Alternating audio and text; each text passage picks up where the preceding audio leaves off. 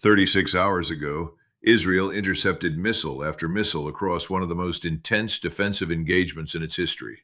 To anyone watching the sky, the shield appeared to be doing exactly what it was built to do. The radars tracked, the batteries fired, and the interceptors climbed into the night. But the most important number was not the number of missiles that got through. It was the number that had to be stopped. 700 missiles crossed the sky over 36 hours. Each one forced a decision, and each successful interception removed another round from the magazine behind the shield. That is where the real cost of the engagement begins, because a missile defense system is not only measured by whether it works tonight, it is measured by whether it can still work tomorrow. The uncomfortable possibility is that Iran was not trying to collapse Israel's defenses in one spectacular moment. It may have been trying to make the system keep working until working became the weakness. The missiles did not win. The clock did. And that is the part of this story that changes everything. Because if the operational logic of this barrage is read correctly, then the real target was not only the cities, the bases, or the infrastructure beneath the interceptors. The real target was the interceptor stockpile itself, the magazine behind the shield, the physical inventory that determines how many more nights like this Israel can survive before the next wave becomes impossible to answer at the same level. This is why most coverage misses the real point. Television counts impacts. Militaries count magazines. A crater can be filmed. An explosion can be replayed. A burning building can become the image of the night. But an empty launcher is quieter. A stockpile number falling below a critical threshold does not create a dramatic video clip. It appears on a screen inside a command room, and the people looking at it understand immediately what the public may not see for days or weeks. That number tells them how much of the shield is still left. To understand what happened, you have to separate two ideas that sound similar, but are strategically very different. The first is saturation.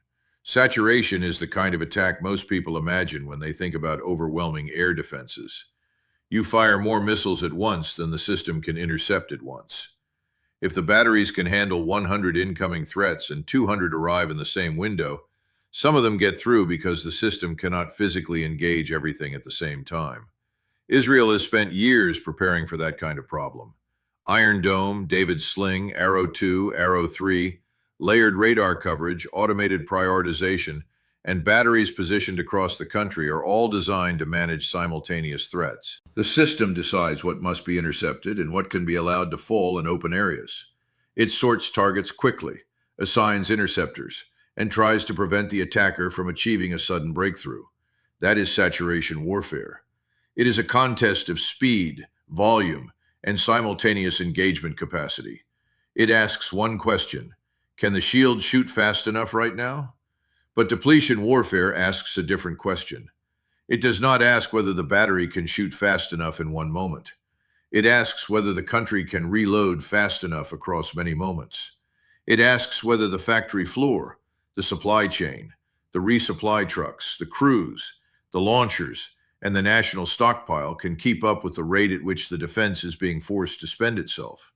That is a much darker problem, because the shield can be working and still be losing something vital every time it succeeds. The radars can track correctly. The launch crews can perform perfectly. The interceptors can hit their targets.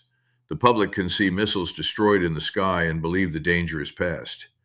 But behind that success, the inventory is shrinking. That is the trap, not failure, consumption. 700 missiles across 36 hours is not the same as 700 missiles in one sudden wave. A single massive salvo tries to break the system immediately. A 36-hour barrage does something more patient.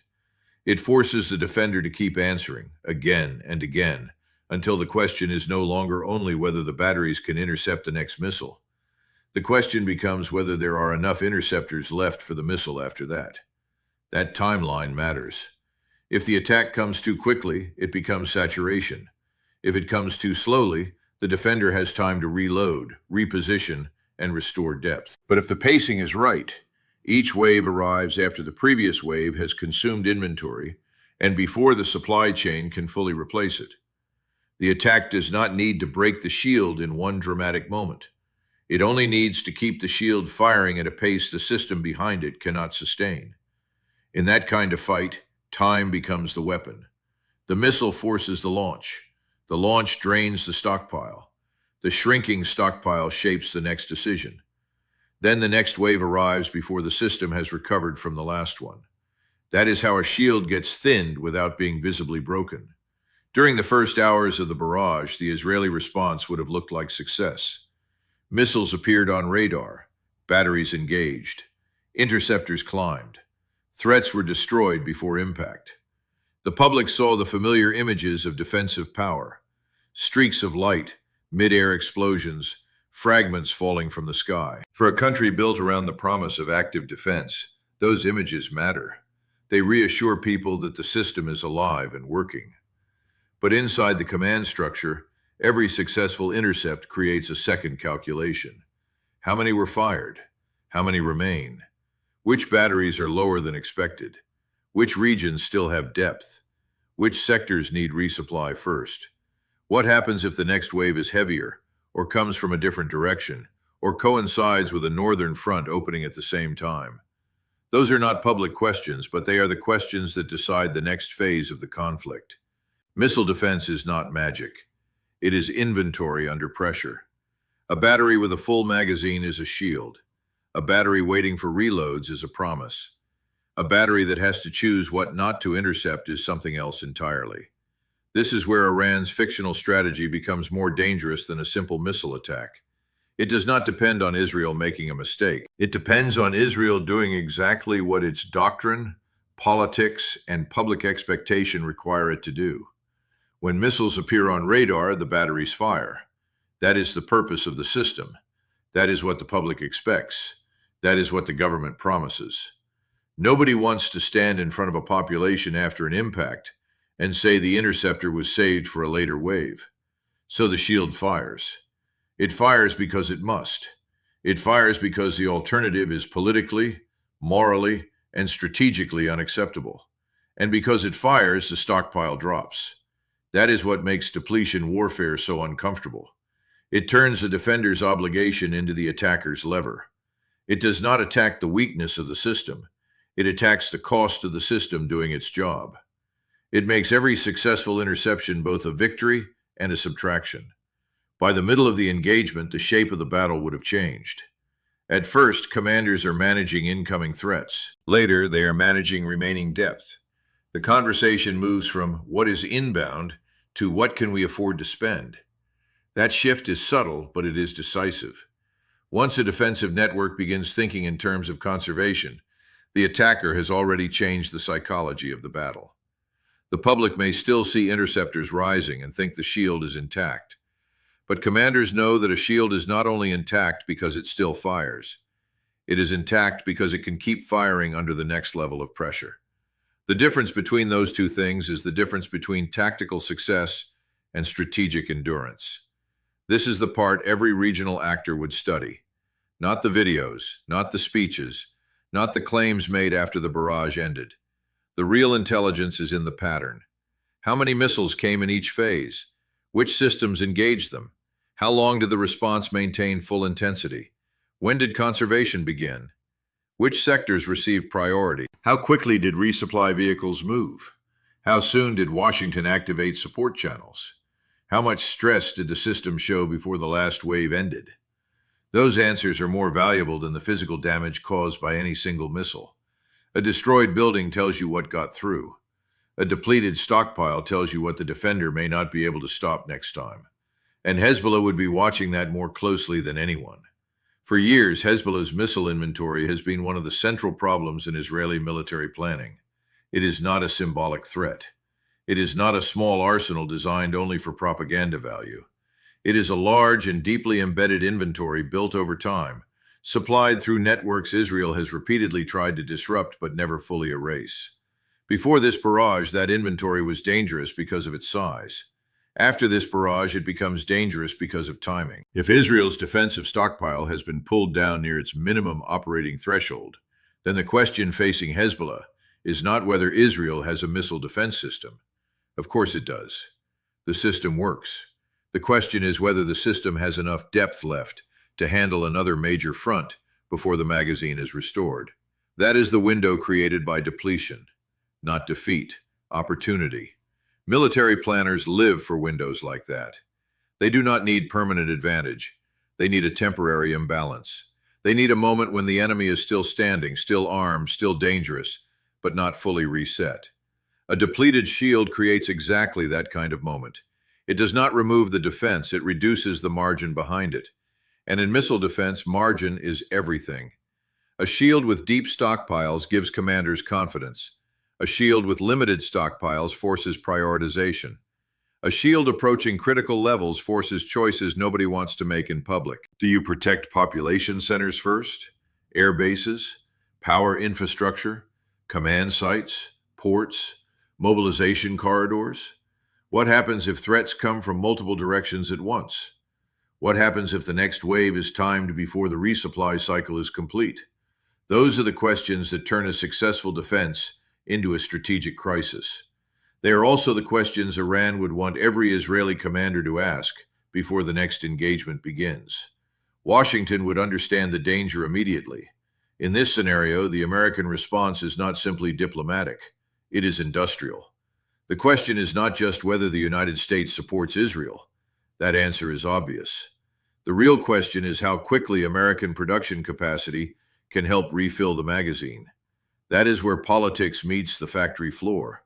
And the factory floor is much less flexible than a press conference. You can announce support in minutes. You can authorize transfers in hours. You can redirect shipments in days. But you cannot instantly manufacture large numbers of complex interceptors simply because the strategic situation demands them. The interceptor that can arrive tomorrow had to exist yesterday. The interceptor that enters production today may not matter until months later. That gap between political urgency and industrial reality is exactly where depletion warfare does its damage. It forces the defender to discover that the limiting factor is not commitment, it is production. This is why the 36-hour barrage matters beyond Israel and Iran.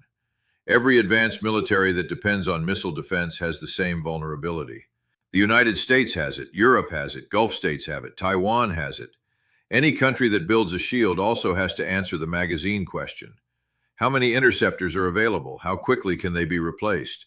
How long can the system sustain high-tempo engagement before commanders begin conserving rounds? Technology can solve many things. It cannot remove arithmetic. The attacker fires. The defender spends. The factory replaces. If the attacker can force spending faster than the factory can replace, then the defender is in a depletion fight, whether it admits it or not. The battle is no longer only in the sky. It is in the warehouse, the shipping route, the production line, and the calendar. That is why the cost ratio matters. Not just because one side may spend less money than the other, but because money is only one part of the trade. The deeper trade is time, labor, components, precision manufacturing, testing cycles, transport capacity, trained crews.